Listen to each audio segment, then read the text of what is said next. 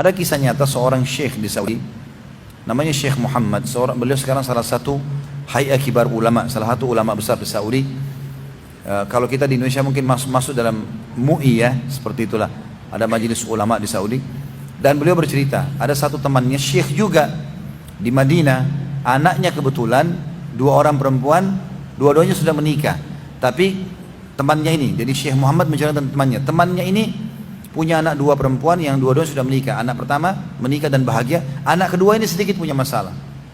Masalahnya adalah waktu dilamar sama seorang laki-laki yang berwibawa, orang yang terkenal di sukunya, orang kaya raya, dan secara kelihatannya orangnya baik gitu. Maka diterima lamarannya. Kebetulan anaknya syekh ini yang dari Madinah, dari 2 orang ini yang paling soleha yang kedua ini, baik sekali. Dan dikagetkan syekh ini yang di Madinah ini, temannya Syekh Muhammad, waktu anaknya berkeluh kesah, anaknya mengatakan, ayah, saya tidak menyangka kalau Allah mendatangkan cobaan ini kepada saya. Kata dia, kenapa? Bilang, Allah memberikan saya suami yang luar biasa nih, kasarnya luar biasa. Tidak pernah lewat 2 hari dari kehidupan kami kecuali pasti mukul. Dan mukulnya itu sangat menyakitkan. Saya karena keimanan kepada Allah maka saya pertahankan rumah tangga ini. Dan untuk menjaga nama baik anda gitu. Baik, kata ayahnya si perempuan, saya coba nasihati. Dinasihatilah anak mantunya, tidak mengerti juga. Maka kata Syekh Muhammad, dia datang kepada saya lalu berkata, akhi, saudaraku, saya sudah malu sama anda karena sering berkeluh kesah. Kata Syekh Muhammad, apa-apa, sampaikan aja, kenapa?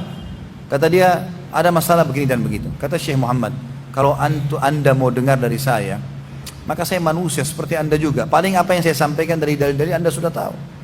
Tapi saya kasih saran satu, mau nggak? Saya yakin dikasih jalan keluar.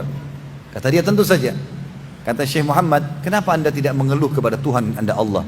Ini kan di Mekah ada rumahnya nih. Madinah Mekah kan dekat sekali. Pergi umrah, khusus niatkan untuk terpecahkan masalah itu. Kata temannya, saya tidak pernah berpikir, tapi saya coba lakukan. Waktu itu kebetulan hari Rabu. Hari Kamis besoknya, tepatnya malam Jumat ya, hari Kamis, dia membeli tiket pesawat dari Madinah ke Jeddah jam 3 subuh. Dapat pesawat itu, dia berangkat dengan niat mau umrah, masuk ke Mekah segala macam, sampai di hotel, dan sebelum dia berangkat dia titip pesan sama kedua anak perempuannya ini. Saya sama ibumu mau pergi umrah di hotel ini nomor hotelnya. Tiba di Mekah juga begitu, masuk di kamar hotel, dia bilang ini nomor tolong titip pesan, ini nomor kamar saya, kalau ada yang telepon, siapapun bilang saya akan telepon balik. Ini cerita kata Syekh Muhammad sebelum ada handphone. Sudah lama gitu, sudah dulu 20 tahun yang lalu. Dia bilang, saya pun, kata orang ini yang menceritakan ayah si perempuan, saya bilang saya masuk ke Masjid Haram, kemudian saya sholat, saya tawaf, saya sholat di belakang makam Ibrahim, sa'i, rukun umrah, sampai tiba tahallul. Pas selesai tahallul, subhanallah, azan subuh dia bilang. Kemudian saya sholat subuh, habis sholat subuh dia bilang hati saya terbuka, terlapangkan untuk duduk sampai syuruk. Saya duduk sampai syuruk sama istri saya walaupun sangat mengantuk karena dari jam 2 malam keluar dari rumah. Dia bilang saya pulang ke kamar hotel. Begitu saya tiba, resepsinya langsung bilang, bukankah anda Syekh Fulan? Kata dia, iya.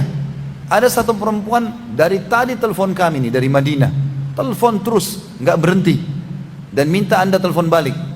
Dia bilang khair insya Allah. Mungkin dari anaknya, salah satu anaknya dia bilang. Dia bilang saya telepon balik. Saya telepon pertama ke anak saya yang pertama yang perempuan yang bahagia ini. Setelah salam, nak apa kau telepon ayah? Enggak telepon. Mungkin adik saya si Fulana. Kata Syekh ini, ayahnya si perempuan ini bilang, saya sudah bayangkan bahkan ada masalah baru, pukulan baru, keluhan baru. Tapi sudahlah, saya terima keluhan anak saya. Saya telepon, kemudian anak saya angkat. Saya tanya, nak, setelah salam, apa kau telepon? Dia bilang, iya, saya telepon ayah. Khairan insya Allah, mudah-mudahan baik. Dia bilang, ayah, demi Allah, saya seperti orang mimpi sekarang. Tadi malam suami saya pukul saya dan marah-marah, gitu kan? Dan dia tidur di kamar sebelah.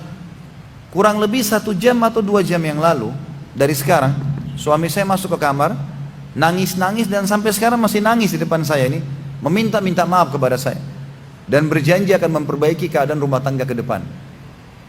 Orang kalau berkeluh kesah sama Tuhannya teman-teman, Allah maha mendengar, maha melihat, tidak melalui perantara, tinggal antara kita sama sang pencipta Allah.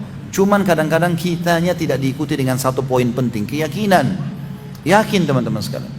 Antum kalau lagi, misal seseorang punya anak, anaknya sakit, dan dia butuh pinjam uang dari seseorang, atau antum lagi punya hajat penting mau pinjam uang sama seseorang, kira-kira bagaimana cara antum membahasakan ke orang itu? Pasti kita akan konsentrasi, betul-betul tunjukkan kesedihan. Kalau perlu anak kita bawa agar orang ini mengatakan iya saya bantu. Itu namanya orang yang khusyuk, yakin. Dia coba menunjukkan keyakinan supaya orang ini bisa menerimanya. Jadi orang itu merasakan responnya. Kita harus yakin teman-teman sekalian. Kata Nabi SAW, "Ud'u rabbakum mukinuna bil ijabah. Fa inna Allah la yaqbalu du'a min qalbil ghafil." Berdoalah kalian kepada Tuhan kalian dengan penuh keyakinan akan diterima, dan sesungguhnya ketahuilah Allah tidak akan terima doa dari hati yang lalai.